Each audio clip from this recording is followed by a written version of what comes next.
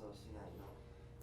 はい。それで、カンナをですね、実際使うときはですね、もうそのまま、基本的には使用しています。このままですね、自分の手の油がこうついていくような形にはなるんですけれども、何も塗装しないで、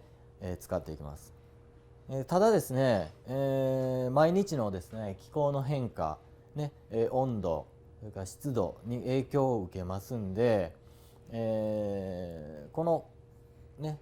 キノコの小口って言われるところにですね、こういう油ですね、これ椿油になるんですけれども、椿油なんかをですねこの小口にこう塗ってあげることで、木がですね、呼吸する時に、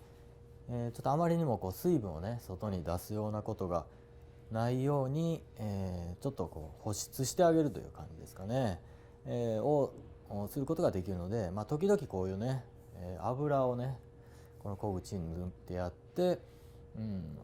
より安定させた状態というものを